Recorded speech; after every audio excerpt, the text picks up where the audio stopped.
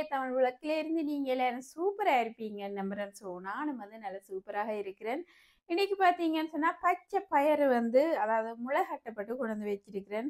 நல்ல ஒரு ஹெல்த்தியானது இந்த பச்சை பயறு. அது முளைகட்டி சமைக்கும் பொழுது இன்னும் நல்ல பெனிஃபிட்னு சொல்லப்படுது. ஸோ அதனால நானும் உங்களுக்கு நான் சாப்பிட்ற சாப்பாட்டை வந்து செய்து காட்ட போறேன். அதாவது வீக்கில் ஒரு நாள் தானும் இப்படி நீங்கள் சாப்பிட்டீங்கன்னு சொன்னால் சூப்பரான எனர்ஜியை பெற்றுக்கொள்வீங்க. இப்போ வந்து கூடுதலாக வந்து எல்லாருமே எனக்கு டயர்டாக இருக்குது, எனக்கு அப்படி இருக்குது, இப்படி இருக்குது, இப்போ படுக்கணும் போல இருக்குது, அப்படி இப்படின்னு சொல்லி கொள்வினோம். அதே மாதிரி நிறைய பேர் டயபெட்டிஸ் கூடி வந்து இப்போ இருக்குது எல்லாருக்குமே.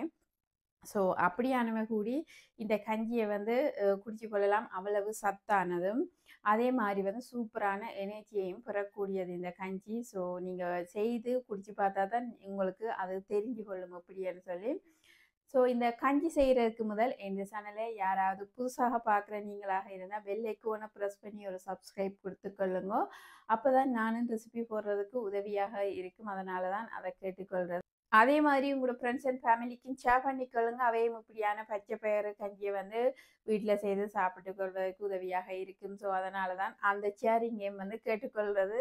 ஸோ இப்போ எப்படி இந்த பச்சை பயிறு கஞ்சியை வந்து ஸ்டெப் பை ஸ்டெப்பாக நான் உங்களுக்கு செய்து காட்ட போனேன்னு பார்த்துக்கொள்வோம். பச்சை பயிறு கஞ்சி செய்கிறதுக்கு முளைகட்டி வச்சிருக்கிறேன். 6-7 மணித்தியாலங்கள் ஊற வைக்கப்பட்டு அதை ஒரு துணியால் மூடி வச்சு இப்படி முளை வந்திருக்கு.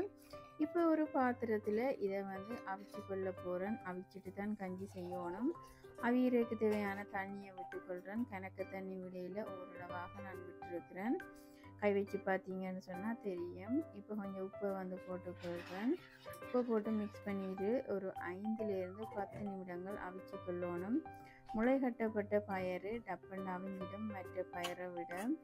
ஸோ இப்போ அவிஞ்சிருக்கு, உங்களுக்கு பார்க்கவே தெரியுது, பூ மாதிரி வந்திருக்குது.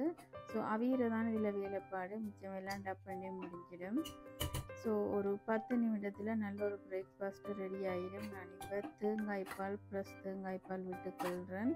ஸோ அதை விட்டு ஒரு 2 நிமிடம் கொதிக்க விட்டுட்டு பயரை பார்த்தீங்கன்னா நல்லா அவிஞ்சிருக்கு. இப்போ 2 நிமிடம் கொதித்து வந்துருக்கிற நேரத்தில் ஏலக்காயை இடித்து கொள்கிறேன். ஏலக்காயையும் நல்ல பவுடராக இடித்து போட்டு நல்ல மணமாகவும் அதே நேரம் செமி வாட்டுக்கும் நல்லது இல்லைங்க. ஸோ அதனால் இடித்து போட்டுக்கொள்கிறேன்.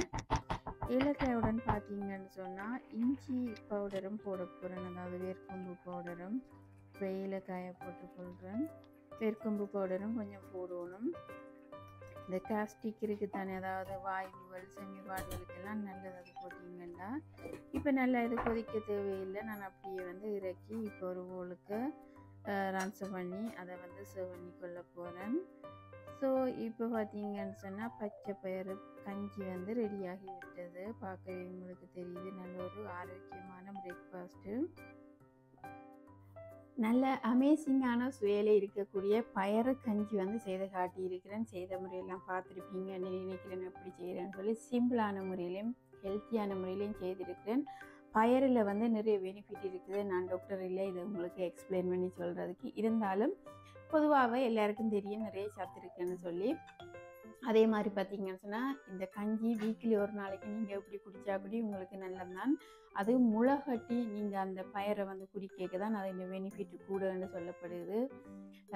இப்போ வந்து நான் சாட்டர்டே வந்து இன்றைக்கி, ஸோ அதனால் மார்னிங் பிரேக்ஃபாஸ்ட்டுக்கு இதை வந்து குடிச்சு கொள்கிறேன். சிம்பிளான முறையில் தேங்காய் பூ, அதாவது தேங்காய் பால் போட்டு செய்கிறது. சில பேர் தேங்காய் பூவும் போட்டுக்கொள்வினோம். தேங்காய் பூ போடுறத விட பால் போட்டிங்கன்னு சொன்னால் இன்னும் சுவையாக இருக்கும். அதே மாதிரி வந்து இந்த கஞ்சிக்கு இனிப்பு போடுறதில்லை.